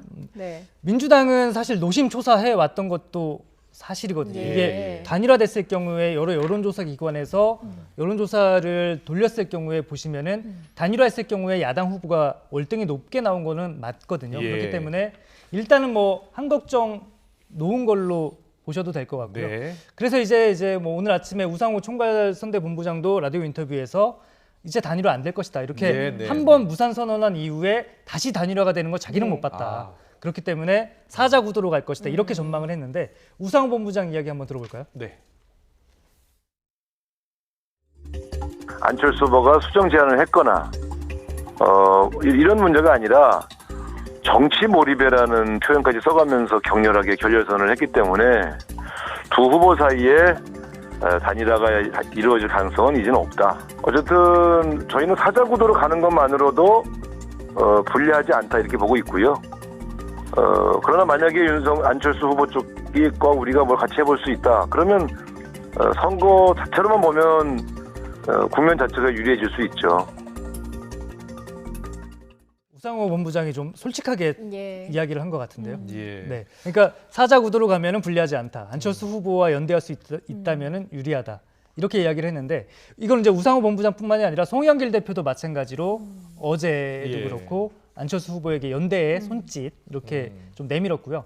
이재명 후보도 사실은 마찬가지입니다. 어제 페이스북에 글을 올렸고 오늘 이제 코로나 기자회견 한 이후에도 기자들과 질의응답 과정에서 나왔는데 이재명 후보는 어떻게 밝혔냐면은 안철수 후보의 고뇌에 공감한다. 그러니까 양당 정치의 폐해 그리고 정치 교체 그다음에 시대 교체 한번 만들어 보자. 새로운 정치 하겠다는 안철수 후보의 고뇌에 공감한다고 밝혔습니다. 그러니까 어차피 국민의힘과는 안 되고 그렇게 모욕적인 언사 듣지 말고 내심 생각해 보면은 민주당과 함께 하자라고 손짓을 내밀고 있는데 또 이제 근데 보면은 안철수 후보가 계속 정권 교체라는 말을 하고 있거든요.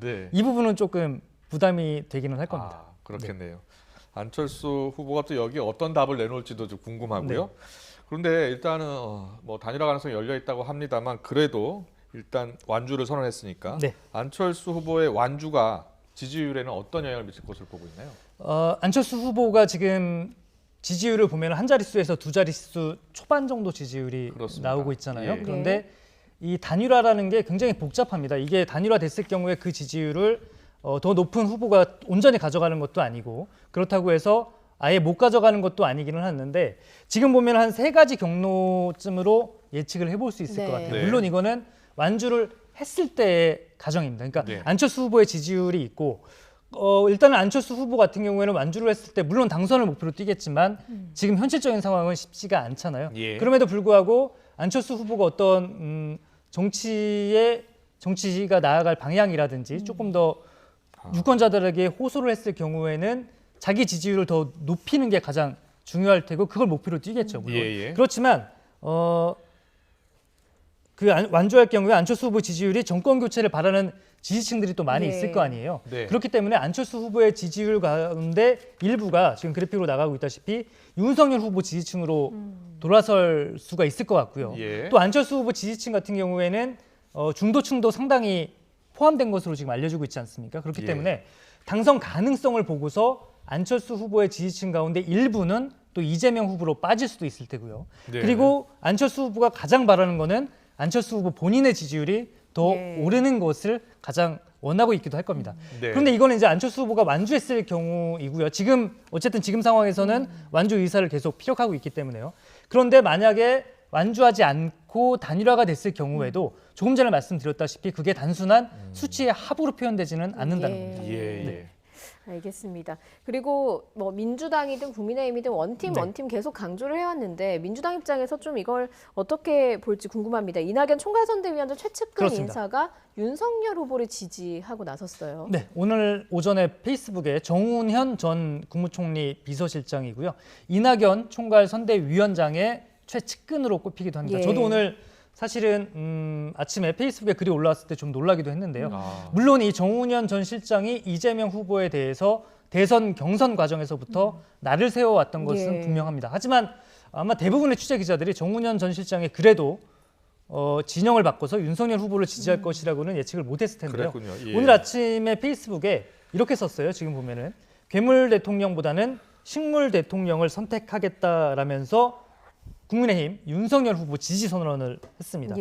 그리고 윤석열 지지는 악이라고 강변하는 것이야말로 천박한 진영 논리이다.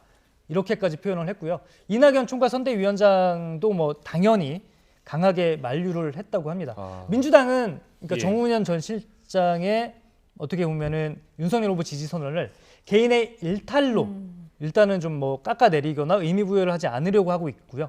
다만 이게 이제 이재명 후보가 민주당의 후보로 확정된 이후부터 지금까지 계속해서 논란이 되고 있는 게 사실은 친문재인 대통령 지지층이 과연 이재명 후보로 모두 결집할 수 있을 것이냐였는데 이 부분에 있어서는 사실은 민주당 입장에서도 뼈 아픈 대목으로 다가오는 것도 분명히 보일 겁니다.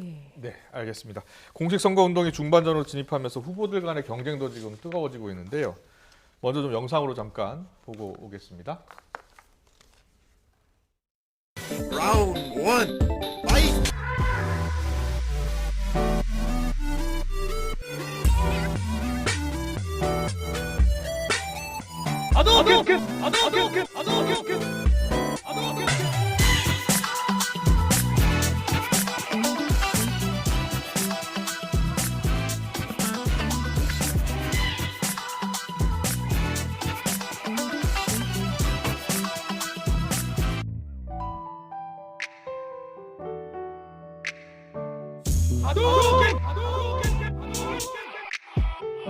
태권도 도복을 입고 계십니다.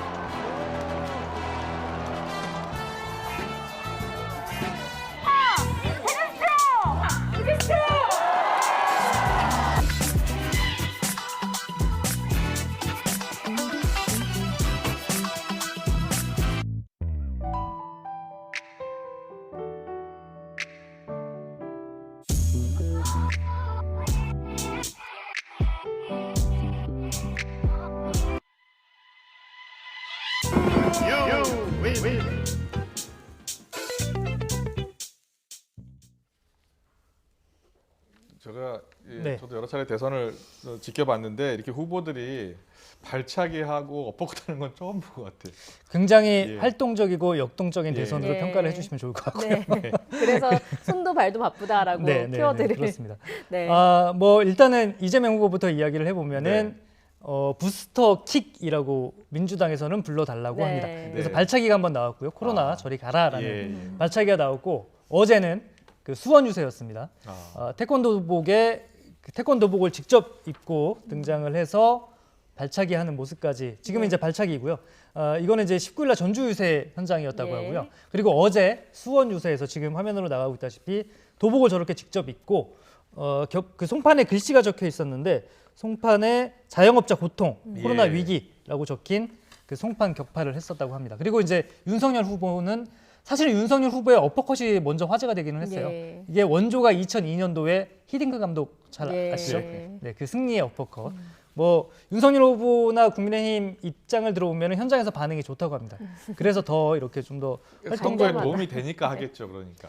그렇죠. 도움이 된다는 의견도 있고 어떻게 보면 이제 윤석열 후보 입장 같은 경우에는 저게 뭐 적폐 수사 발언이라든지 정치 보복 발언과 맞물려서 너무 좀 강경한 이미지 아니냐라는 것도 있고 이재명 후보 입장에서도 좀 중도층 공략에 한창 나서야 되는데 너무 좀 지나치게 가볍지 않느냐는 반론도 당 내 안팎에서는 나오고 있는 것도 사실이기는 합니다.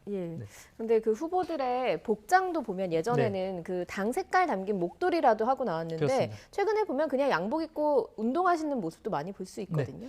그러니까 이제 험지, 그러니까 각 후보들 입장에서 험지라고 생각하는 뭐 이재명 후보 입장에서는 서울 그리고 이제 뭐 PK 부산이나 대구 쪽 갈 때는 웬만해서는 당 점퍼를 입지 않고요.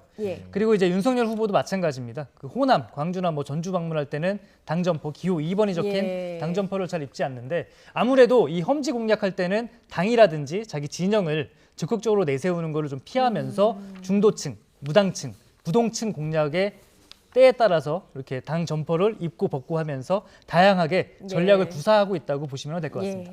알겠습니다.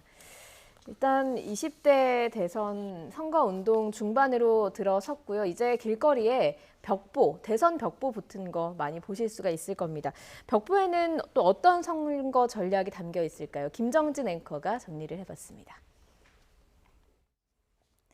네, 20대 대선 벽보 전쟁이 시작됐습니다. 가로 50이 세로 76cm의 이 벽보 한 장이 전국에서 후보들을 대신해 유권자들과 만납니다. 이 한 장의 벽보에 과연 대선 후보들은 어떤 메시지를 담았을까요? 한 장의 승부, 한 장에 담은 후보들의 전략도 가지각색입니다. 먼저 유능한 경제 대통령을 강조하는 더불어민주당 이재명 후보, 벽보 가득 환하게 웃는 모습을 강조했고 또 이름 석자와 기호 1번이 상대적으로 크게 적혀 있죠. 기호인 1번을 이름 뒤에 배치하면서 인물을 더 강조했습니다. 벽보에서도 위기에 강하다는 슬로건을 내세웠습니다. 국민의힘 윤석열 후보의 벽보입니다. 이름 석자와 기호 2번의 크기가 비교적 작습니다. 당을 상징하는 붉은색은 기호에만 들어있죠. 국민 화합을 강조하기 위해 당의 색을 덜어냈다는 게 선대본부의 설명입니다. 또 국민이 키운 윤석열이라는 슬로건을 얼굴보다 위로 배치하면서 국민이 중요하다는 의지를 드러냈습니다. 정의당 심상정 후보는 정의당의 상징색인 노란색을 배경으로 선택했고 또 주 4일째 복지국가란 핵심 공약을 강조했습니다. 국민의당 안철수 후보, 지난 대선 때와는 달라진 머리 모양과 표정, 바르고 깨끗한이라는 문구로 도덕성을 강조했습니다. 네, 대선 후보들의 벽보는 그 시대상을 반영할 수밖에 없을 텐데요. 과거 대통령 후보들의 벽보를 살펴보겠습니다. 먼저 지난 1971년 7대 대선 박정희 전 대통령이 역대 처음으로 벽보 포스터에 문구를 추가했습니다. 밝고 안정된 내일을 약속한다는 슬로건을 내세우며 대통령에 당선됐죠. 1987년 13대 대통령 선거, 노태우 전 대통령은 선거 벽보에서 역대 처음으로 이를 활짝 드러내고 웃는 모습을 내세웠습니다. 당시 쟁쟁한 경쟁자들과의 모습과는 조금 다른 모습이죠. 오른손을 들어 올려 역동적인 자세로 자신감과 또 편안한 이미지를 내세웠던 전략이 성공하면서 이미지 정치 광고의 본격 시작점으로 평가됐습니다. 4차례 도전, 15대 때 당선된 김대중 전 대통령의 벽보를 보면 시대에 따라 근엄함을 버리고 환하게 웃는 모습이죠. 든든하다는 문구와 함께 따뜻한 이미지를 강조한 것을 볼 수 있습니다.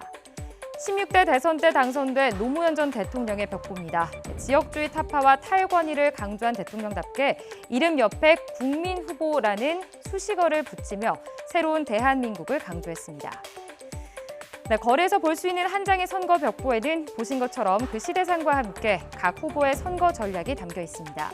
후보들의 표정과 향하는 시선, 그리고 입은 옷의 종류와 색깔, 정치 철학까지 이 대선 벽보에 담긴 정치적 메시지도 민심에 적지 않은 영향을 미칠 것으로 보입니다.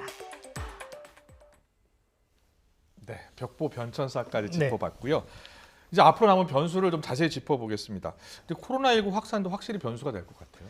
그렇습니다. 제가 시작하면서 죄송합니다. 네. 시작하면서 말씀드렸다시피 3월 10일 경쯤에는 코로나19 확진자 수가 정점을 향하고 있거나 예. 정점일 네. 가능성이 높잖아요. 지금 벌써 뭐 10만 명 안팎의 확진자 수가 나오고 있는 상황에서 분명히 이 코로나19와 관련된 방역 대책이라든지 확진자 수 현황 등도 굉장히 큰 변수가 될 겁니다. 예. 그래서 이제 민주당 입장에서는 방역 책임론을 사실은 조금 우려를 해야 되는 상황이 맞고요. 그렇기 때문에 이재명 후보도 물론 이것을 굉장히 잘 알고 있습니다. 그래서 원래 오늘 오전에 이재명 후보 기자회견이 오늘 아침에 공지가 됐어요. 그러니까 어제 저녁까지도 오늘 아침 기자회견이 예정돼 있지 않았는데 오늘 아침에 예정이 없던 긴급 기자회견을 열어서 코로나19 방역 대책과 관련한 몇 가지를 발표를 했습니다. 그래서 주된 내용은 뭐냐면은 자기가 되면은 1호 지시사항으로 코로나19 긴급 구제 특위를 만들어서 즉각적인 소상공인과 자영업자들 지원에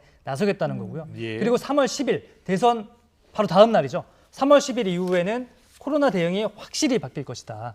그러면서 이제 방역 완화, 특히 이제 그 부스터샷까지 맞은 분들에 한해서는 24시까지 자정까지는 영업을 좀 하도록 하겠다라고까지 이야기를 했고요. 그러면서 이제 사실은 이재명 후보가 윤석열 후보의 적폐 수사 발언 이후에 문재인 정부에 대한 차별화와는 조금 다른 방향으로 가고 있지 않습니까? 그런데 이제 방역과 관련해서는 사실 문재인 정부와의 약간 곽을 세우고 있다 이렇게 보시면 될 것 같아요. 그러니까 뭐 과잉 방역이다 이런 비판까지 직접 했을 정도고요. 윤석열 후보는 뭐 반대로 그 K 방역 실패했다라면서 연일 맹공을 퍼붓고 있습니다. 그리고 이제 국민의힘 쪽에서는 그 당선되면은 방역 완화하겠다는 것과 관련해서도 벌써 임금님 다 된 거냐 이렇게 쏘아붙이고 있는 것 있기도 합니다. 또 다른 변수로 부인들 그렇습니다. 빼놓을 수가 없지 않습니까? 부인들 최근에 보이지 않고 있거든요. 공식 선거 운동이 벌써 며칠이 지난 상황인데도 불구하고 부인들이 전면에 나서지 않고 있습니다. 그러니까 국민의당 안철수 후보의 부인과 심상정 후보의 배우자인 남편 정도가 좀 화면에 노출이 되고 있고요. 그리고 이제 화면으로 나가고 있다시피 김혜경, 이재명 후보의 부인 김혜경 씨나 윤석열 후보의 부인 김건희 씨는 화면에서 거의 못 보셨을 텐데 공개 활동을 하지 않고 있었는데 오늘 이제 동아일보 여론조사를 보니까 공개 활동하지 말아야 된다라고 물었더니 김혜경 씨 같은 경우는 44%, 김건희 씨 같은 경우에는 45%가 나왔거든요. 그렇기 때문에 일단은 두 양강 후보들의 부인에 대한 호감도보다는 비호감도가 굉장히 아직까지는 높은 것 같아요. 그렇기 때문에 윤석열 후보 측이나 이재명 후보 측, 이재명 후보 측이나 윤석열 후보 측 모두 이게 선거 전략에 부인들의 등판한다는 거는 어쨌든 간에 한 표라도 더 끌어오기 위한 전략이어야 하는데 지금 판세에서는 크게 도움이 안 된다라고 보고서 일단은 부인들의 배우자들의 전면 등판을 좀 계속해서 밀어가고 있는 거 아니냐. 지금 상황이라면 사실은 또 보면 새로운 의혹들이 계속해서 지금 양 선대위 캠프에서 제기가 되고 있는 상황이기 때문에 이렇게 가면은 선거 당일까지도 배우자들이 선거 공식 운동에 나서지 않을 가능성도 완전히 배제할 수는 없을 것 같기도 합니다. 그러니까요. 잘못하면 뭐 투표 당일날 부부가 투표할 때 볼 수 있을지 그렇죠. 모르겠어요. 그때는 이제 배우자들끼리 보통은 함께 투표하긴 하는데 설마 그날도 따로 투표하지는 않겠죠. 알겠습니다. 그리고 선관위 법정 토론회 오늘 시작되잖아요. 오늘 했습니다. 오늘부터 세 차례 하는 건데요. 오늘은 경제 분야죠. 경제 분야입니다. 어떤 게 쟁점이 될 것 같아요? 오늘 저녁 8시부터고요. 선관위 주관이고 YTN도 생중계를 통해서 보내드릴 예정입니다. 오늘 토론 주제는 코로나 시대의 경제 대책 그리고 차기 정부 경제 정책 방향인데요. 저렇게 잡아놨지만 아무래도 부동산이라든지 조금 전에 이제 제가 추경이나 이런 거는 설명을 드렸고요. 추경 관련해서 이제 서로 오늘 오후 한 본회의가 6시쯤이었는데 조금씩 밀어주고 있는 것 같아요. 지금 자정 이야기도 나오는데 오늘 아무튼 뭐 추경이 통과되면은 뭐 적절한 규모였다 아니다. 뭐 내탁 공방 뜨거울 것 같고요. 그다음에 부동산 문제라든지 또 대장동 의혹도 경제로 보면은 또 경제로 볼 수도 있고 또 이제 뭐 도이치모터스 주가 조작도 경제로 보면 또 경제로 볼 수도 있고 그래서 여러 가지 이야기가 아마 나올 수 있을 것 같고요. 양쪽에 지금 이제 분위기를 보면은 이재명 후보 측에서는 어쨌든 간에 밀리고 있는 거는 맞거든요. 그렇기 때문에 판을 뒤집을 수 있도록 조금 더 공격적으로, 공세적으로 나가겠다는 것 같고요. 윤석열 후보 입장에서는 오늘 사실 경제예요. 그러니까 이재명 후보 같은 경우에는 3%라는 유튜브 방송에 출연해서 경제 관련해서 전문가 이미지를 굉장히 부각했다고 자신하고 있고 윤석열 후보 쪽에서는 조금 밀린 거 아닌가 이렇게 생각하고 있기 때문에 오늘 보면은 이제 이재명 후보에 뒤치지 정도로 예. 경제 관련해서 해박한 지식을 가지고 있다는 것을 많이 강조할 것으로 보입니다. 네, 알겠습니다. 대선 관련 소식을 정치부 기자로부터 직접 듣는 시간이었습니다. 여야 반장 큐, 오늘은 이만수 기자와 함께했습니다. 잘 들었습니다. 고맙습니다. 네, 고맙습니다.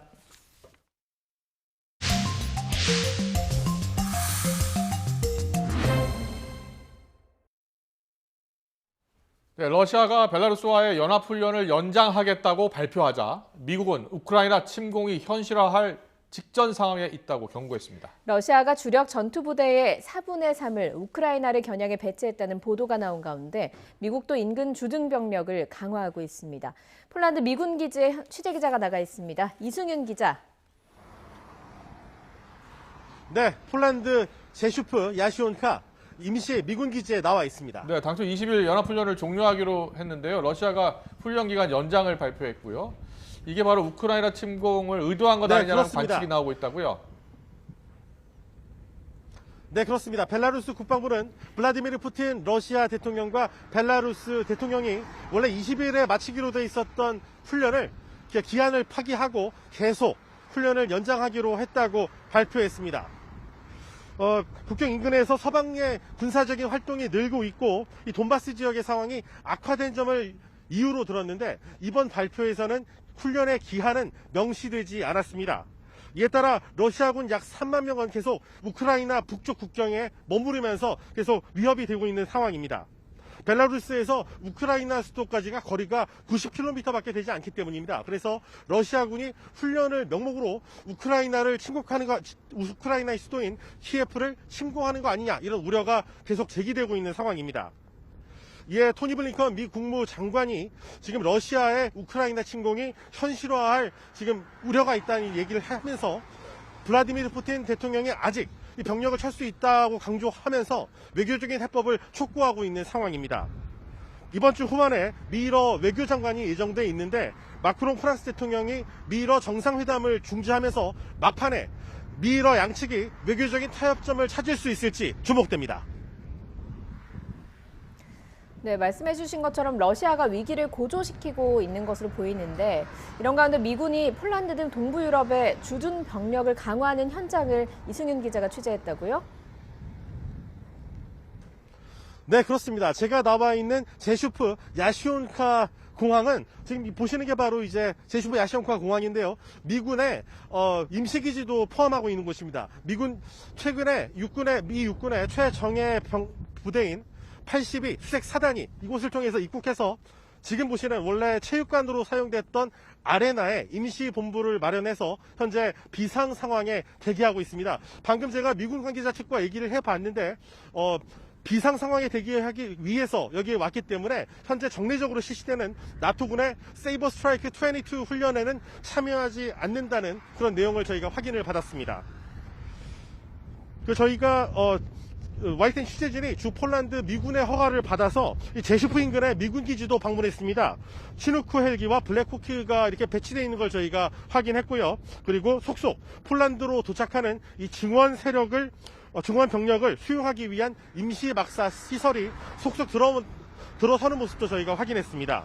현재 우크라이나 국경 부근에 13만 명 이상, 미국 주장으로는 최대 19만 명의 러시아군이 결집한 가운데 이에 맞서서 우크라이나 군인 20만 명이 있고 폴란드에 추가 파병 병력을 포함해서 미군 9,200명, 발트 삼국의 나토군 4,000명 등이 배치됐습니다.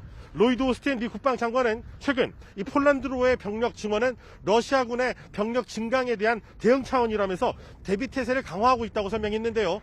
로이드 오스틴 미 국방장관이 폴란드 국방장관과 만났을 때 했던 얘기를 들어보시겠습니다. In light of Russian force buildup near Ukraine, we appreciate Poland for hosting an additional 4,700 U.S. soldiers who are prepared to respond to a range of contingency.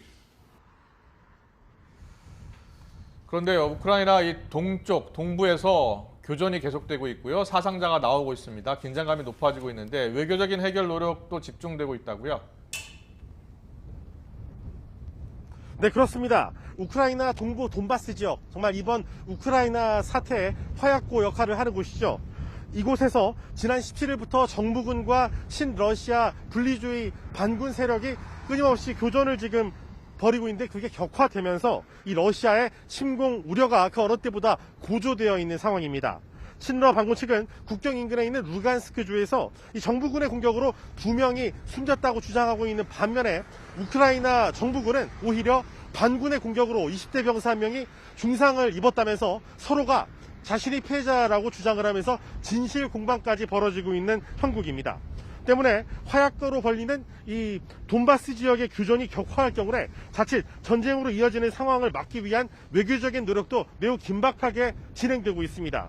마크롱 대통령은 현지 시각으로 20일 젤렌스키 우크라이나 대통령, 푸틴 대통령과 잇따라 통화하면서 이 위기 해소 방안을 논의했습니다. 이번 통화에서 러시아와 우크라이나, 유럽 안보 협력기구가 참석하는 3자 접촉 그룹 회의를 긴급 소집할 필요성도 논의됐습니다.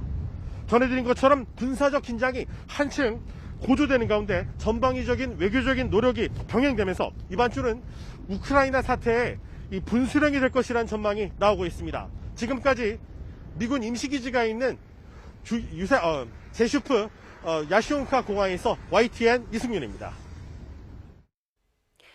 겨울에서 봄으로 넘어가는 문턱에서 막바지 추위가 힘을 쓰고 있습니다. 내일도 추위의 기세는 여전하겠는데요. 내일 서울 기온이 영하 8도까지 떨어지겠고 한낮에는 0도에 머물면서 오늘보다 4도가량 낮겠습니다. 강추위와 함께 눈 소식도 있습니다. 현재 강원과 충청이나 곳곳으로 눈이 내리고 있는데요. 강원 중부 산간을 중심으로는 대설주의보도 발효 중입니다. 이 눈은 오늘 저녁에 모두 그칠 것으로 보입니다. 하지만 밤사이 서해상에서 다른 눈구름이 유입되면서 내일 아침까지 서해안과 제주도에 눈발이 날리겠고요. 낮 동안 잠시 소강 상태를 보이다가 늦은 오후에 다시 시작되겠습니다. 모레 아침까지 제주 산간에 최고 5cm, 제주도와 충청, 호남 서해안을 중심으로는 1에서 3cm의 눈이 내리겠습니다. 그 밖에 내륙은 대체로 구름만 지나겠고요. 중부와 영남, 전남 지역에는 건조특보가 계속되겠습니다. 내일도 중부와 경북 지역에 한파특보가 내려진 가운데 서울 아침 기온은 영하 8도, 대구는 영하 5도까지 떨어지겠습니다. 낮 기온은 서울이 0도, 대구와 광주는 4도로 오늘보다 2에서 5도 낮겠습니다. 수요일인 모레는 이번 추위가 절정에 달하겠습니다. 날씨였습니다. 네, 이어서 저녁 종합 뉴스 이브닝 뉴스가 방송됩니다. 시청해주신 여러분 고맙습니다.